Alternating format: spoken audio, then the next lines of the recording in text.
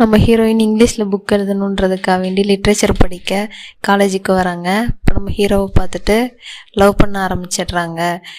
அப்படியே கொஞ்ச நாளைக்கு அப்புறம் அவங்க அம்மாவை மீட் பண்ணுறதுக்காக ஹீரோ கூட்டிகிட்டு போகிறாரு ஃபஸ்ட் டைமாக. அவங்க அம்மாவை பார்த்தோன்னே யார்கிட்டையும் பேசவும் மாட்றாங்க, குழந்தை தலை நிமிராமல் இருக்காங்க. அதை பார்த்துட்டு ஹீரோ சொல்கிறாரு, நீயும் இப்படி தான் கல்யாணத்துக்கு அப்புறம் இருக்கணும் அடக்க உடக்கமாக, எங்கள் அம்மா யார்கிட்டையும் பேச மாட்டாங்க நிமிர்ந்து கூட அப்படின்னு சொல்கிறாங்க. அதை பார்த்தோன்னே ஹீரோயினுக்கு வந்து பிடிக்கல, வெளியே வந்துடுறாங்க. அதுக்கப்புறம் கொஞ்ச நாளைக்கு அப்புறம் ஹீரோயினோட அப்பா வந்து ஹீரோயினை பார்க்கலான்னு சொல்லிட்டு ஹாஸ்டலுக்கு வராங்க. அப்போ பார்த்தா ஹீரோ உள்ளேருந்து வெளியே வர்றாரு. என்ன ஏதுன்னு கேட்டால் நாங்கள் லவ் பண்ணுறோம் இந்த மாதிரின்னு சொல்லிட்டு பிரச்சனை பண்ண ஆரம்பிச்சிடுறாரு.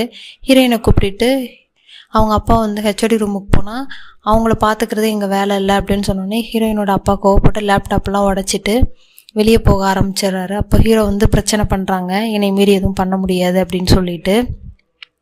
அப்போ ஹீரோயினோட அப்பா வந்து ஹீரோயினை தப்பாக பேசிட்டு வெளியே போயிடுறாங்க. ஹீரோயின் அப்போ இருந்து கால் ட்ரை பண்ணிகிட்டே இருக்கிறாங்க, அவங்க எடுக்கவே இல்லை. அதுக்கப்புறம் ஹீரோ வந்து நம்ம 2 பேரும் கல்யாணம் பண்ணிக்கலாம் அப்படின்னு சொல்லிட்டு ஹீரோயினை கூப்பிட்றாங்க. ஆனால் ஹீரோயின் வந்து பொறுமையாக நான் ஒரு ஹாலுக்கு தனியாக கூட்டிகிட்டு போய் நம்ம 2 பேர்த்துக்குள்ளே செட் ஆகாது, வேணாம் பிரேக்கப் பண்ணிக்கலாம் அப்படின்னு சொல்கிறாங்க.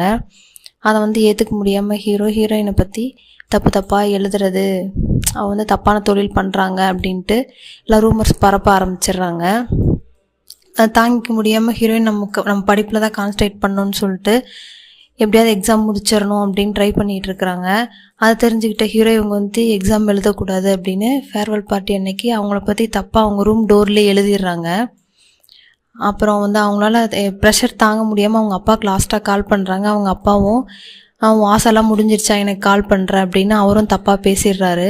ஹீரோயின் அதுக்கப்புறம் தாங்கிக்க முடியாமல் ஃபோனை தூக்கி எரிஞ்சிட்டு அங்கே நேரம் மேலே ஸ்டேஜுக்கு வந்து, நீ என்னை பற்றி தப்பாக எல்லாருக்கும் தெரியணும்னு தானே நினச்சேன், அப்போ நமக்குள்ளே நடந்த எல்லாத்தையும் நானே சொல்கிறேன்னு அவங்க எல்லாத்தையும் சொல்லிவிட்டு பிரேக்கப் பண்ணிவிட்டு போயிடுறாங்க.